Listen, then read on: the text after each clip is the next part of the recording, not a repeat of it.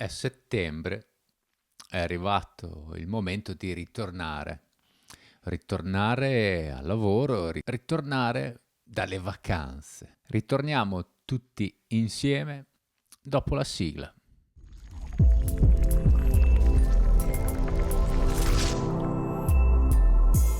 Bentornati, siamo ritornati, siamo di ritorno, sono di ritorno. A settembre riparte la nuova stagione. Volevo però fare qualche riflessione con voi sul ritorno dalle vacanze. No, ve la siete passata bene, ce la siamo passata bene. Forse non tutti siamo andati in vacanza, forse non è il mio caso, ma non ha molta importanza. Vi siete rilassati, no? Sapete, la gente in vacanza è insolitamente calma, quasi sotto ipnosi. Devo dire la verità, il mio sfogo personale a volte mi fa quasi arrabbiare. Li vedi subito, sai, si fermano in fila anche se non sanno perché. A volte si mettono in fila senza sapere perché.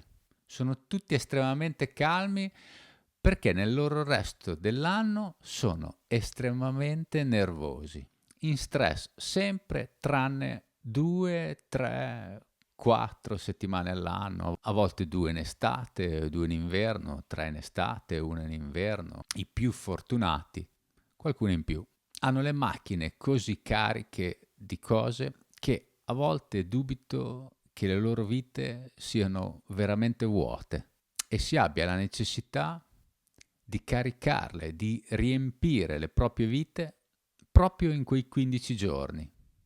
Sono quelle 2 o 3 settimane all'anno che abbiamo avuto tutti, non mi escludo, è un'autocritica questa di questo video, anche perché l'essere umano è l'unico essere al mondo che paga per vivere. Siamo nella cima, nel top della catena alimentare, ma paghiamo per sopravvivere. Paghiamo qualsiasi cosa, pure il tempo per non fare niente. E paradossalmente paghiamo molto più caro il tempo in cui ci possiamo prendere la libertà di non fare nulla di quello in cui non abbiamo nessuna libertà e facciamo tante cose contemporaneamente. Strano, no? Ma già verso la fine del periodo di vacanza arriva l'ansia, arriva quel segnale al nostro cervello che sta per finire, che dovremo ritornare in gabbia sempre che ne siamo usciti. Ho visto un video che mi ha fatto proprio pensare, mi ha quasi infastidito, perché era una cosa che volevo fare da molto tempo e questo video mi ha dato questa possibilità di parlarne con tutti voi, perché ci tengo a parlarne con tutti voi, perché è una cosa che mi tocca, non perché è una cosa che penso che tocchi solo gli altri. Vedete, io stesso mi sto liberando dal concetto tradizionale di vacanza, mi sono già liberato in verità da più di 10 anni, da quando non vado più in vacanza perché sono sempre in vacanza. E il prezzo da pagare a volte è la libertà di sentirsi libero o l'illusione di non sentirsi libero, perché non basta di certo non andare in ferie quando ci vanno tutti o andare in ferie quando non ci vanno gli altri. C'è un discorso famosissimo di una persona che io amo tanto, che ho anche intervistato su questo canale, che si chiama Silvano Agosti, dove lui parla del non arredare le proprie galere troppo belle, di non farle diventare troppo belle, dice. Non mettete troppi fiori ai balconi delle vostre celle, perché un giorno, se troverete la porta aperta, finirete col scegliere di non uscire. C'è anche un altro famoso esperimento che si chiama la gabbia di Skinner, credo, dove questo psicologo, psichiatra molto famoso, prese tanti topolini, li mise dentro una gabbia e gli mise davanti a diverse scelte, tra cui una, che è quella che mi interessa più a me, di una leva, e questa leva, una volta premuta, faceva scendere del cibo. Il topolino le prime volte l'aveva, diciamo, premuta, toccata accidentalmente, poi i topolini si resero conto piano piano che toccando la leva scendeva cibo. In questo modo lo scienziato dimostrò il gioco e il potere delle ricompense, che è un potere che io stesso ho messo all'interno di alcuni miei corsi proprio per far capire alle persone che quando c'è una ricompensa si tende a fare molto più volentieri una cosa, qualsiasi essa sia.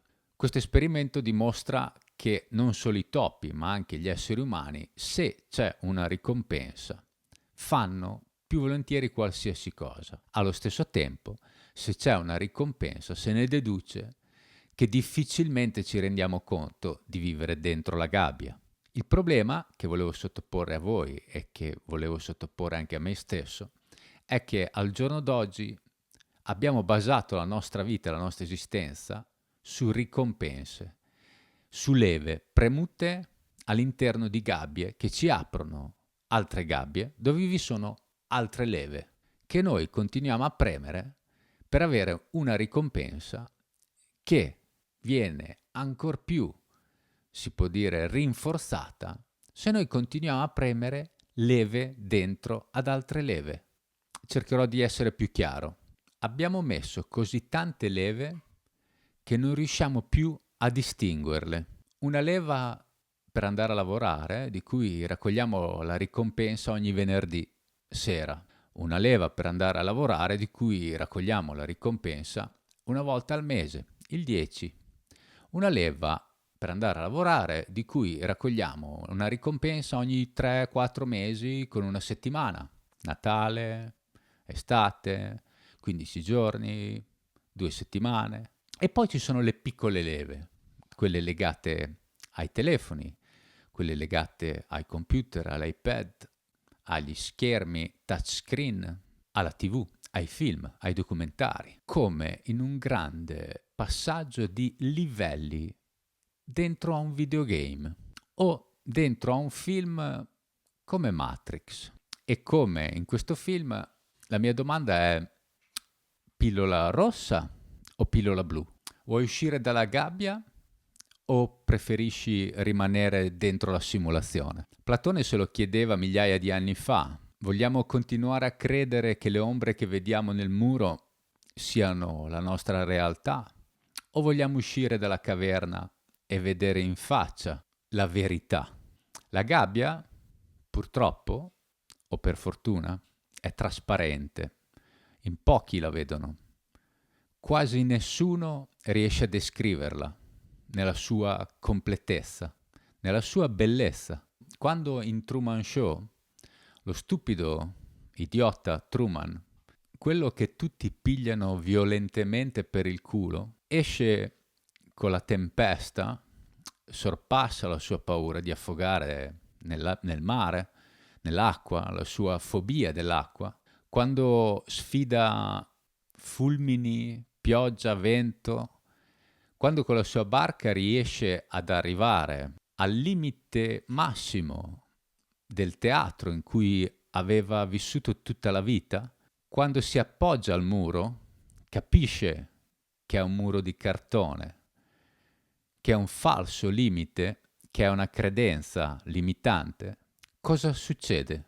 Quando lui esce da quei 4 gradini e apre la porta, saluta e se ne va, ottiene un'altra ricompensa, la libertà.